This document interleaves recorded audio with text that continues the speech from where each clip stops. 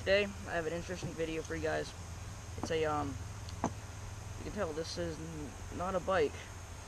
I am a BMX channel, but I watch and ride scooters occasionally, but BMX is my main priority. So today what we're going to be doing is showing you guys how to put together a scooter, because I've been watching people put scooters together and it's painful to watch. They don't know what they're doing. I have my friend Brendan here. He lives 100 feet from me, and so I'm gonna list out all the parts real quick that I got. Some of them are aftermarket, some of them aren't. So starting off with the deck, it's a NV Prodigy V5 deck. It's got, see, Prodigy NV nylon brake, built-in spacers, which is great so you don't drop your spacers. Next I'll go over to the fork. NV CNC fork, IHC. IHC stands for internal heating compression, same thing as HIC, except it's smaller and better. I don't care what you say. Next I got some NV Prodigy bars. They are 24.5 high by 23.5 wide, I believe. I'm not too sure, don't quote me on that. Next I have an NV headset. Here's the top headset bearing, just standard bearing. And then I got a tilt headset cap in blue off my friend Tyler. Then I have the IHC compression kit, the shim, the bolt itself, this tiny washer, I don't know if you guys can see that, and then the overall, like, the top piece. Don't quote me on it if anything parts aren't right, because I don't know exactly what they are. Here I have phase 2 spotlight pegs. The nice thing about these is that there's a threading in here, but there's no bolt, so all you have to do is just thread this into it. Next I got some NV 120mm wheels. They're just the standard Prodigy wheels. You can buy them aftermarket, but these two are good. This one, however, is not. Next I got the NV double clamp. This is aftermarket. It's a nice clamp. It's nice and small. It's light. Then I got the oversized shim because these Prodigy bars are standard bars. Here I have some aluminum anti-seize lubricant. You need to use this because it took my dad and I, like, I don't know, like 45 minutes just to get this one bolt out of the fork because it seized. So first thing you want to do, oh yeah, and then brakes and part cleaner. You don't really need it, but I use it. So first thing you want to do when building a scooter, I normally start off with the headset and like the front end. So basically what you want to do is you want to take, I already have a bottom bearing in there, that one's pressed in, the top one isn't.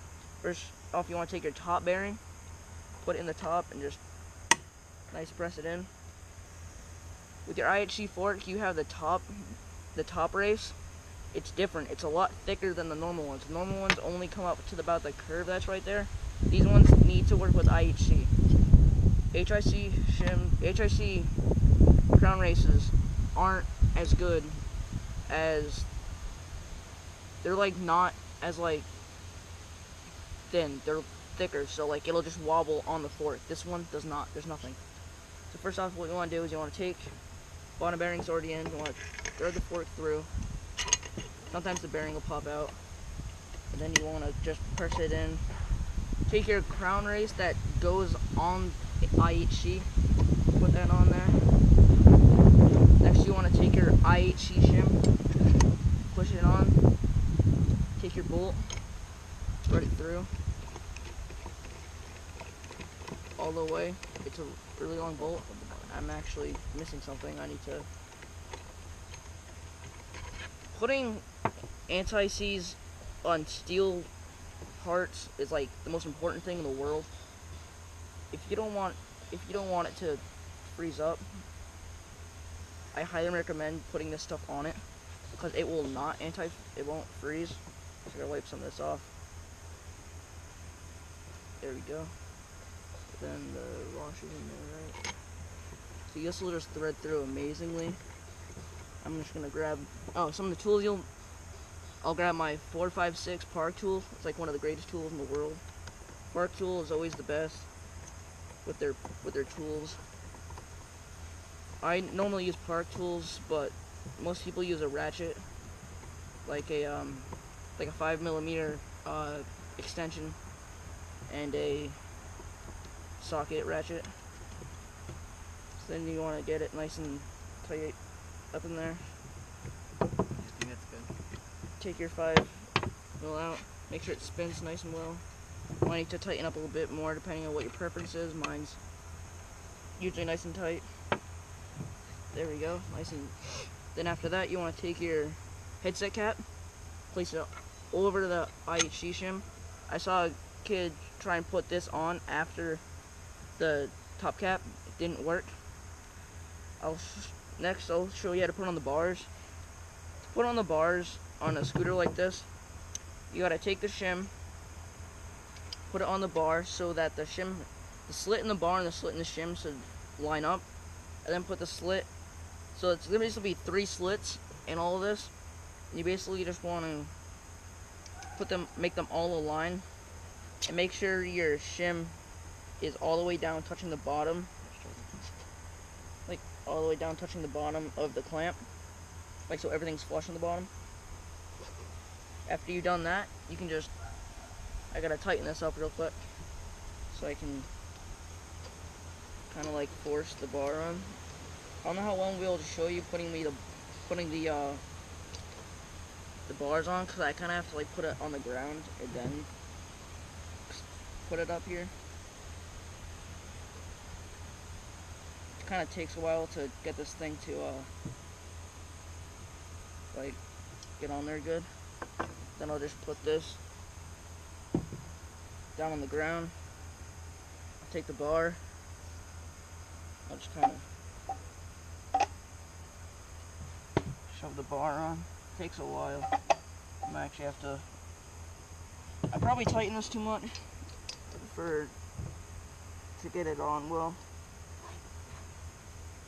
All I really needed to do was go like this, and then just.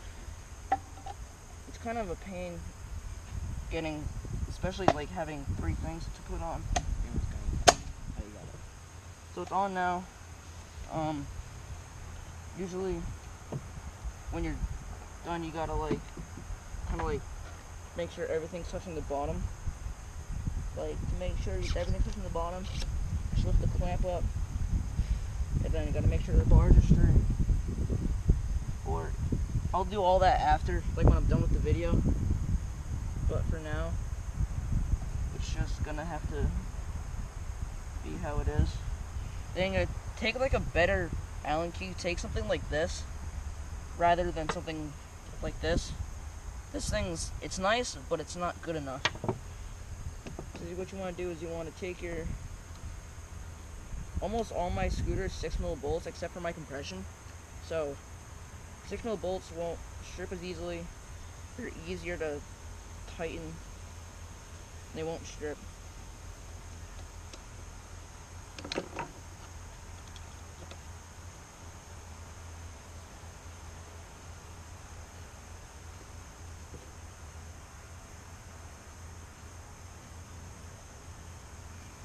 I don't really care if they're straight or not right now.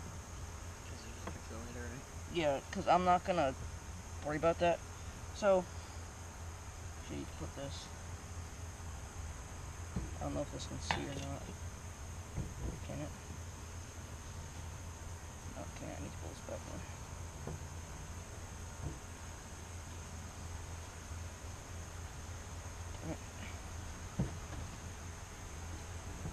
Check to see if you can see this on the phone. Can you see the top of the fort? Yeah. Alright, so to get your, I run 2 pegs in the front and 1 in the back. I run phase 2 spotlight pegs. So right now all I'm going to do is I'm just going to take my 120mm wheel. I'm going to take the bolt right here, Take it, I'm gonna put it through the big end. Push it through. Take the fork up like this. Thread it through. I believe that the right side is facing the woods. I'm gonna thread this through. Usually a helpful thing to do is take your Allen key and you can thread it through the fork on the opposite side to get your thing straight. And you can usually just like push it straight through. It's through. Then all you have to do is just tighten it up. Scooter's almost done. It doesn't take very long. But if I were to do a bike video, I'd be here for a while. Well, it'll probably end up only being like a 12-minute video, but I'll be out here for like an hour. Especially putting cranks in. Everything else is easy on a bike, except for the cranks. So I want to get it nice and tight, and make sure you can actually get your Allen key out, which I don't think I can do. There we go. It's nice and tight. I don't like my wheels to spin too fast, yet they probably should be spinning too fast. See, look at that. Got both pegs on, right there. And then I'll put the back wheel on.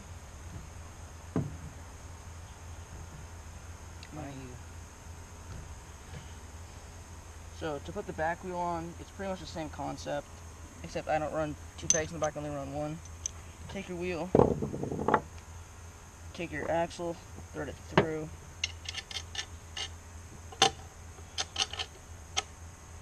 and then just, it's not hard. People think putting scooters together is like the easiest thing in the world. It kind of takes, you kind of have to like know what to do in order to do it. Takes some technique. Like you have to be able to like put stuff together.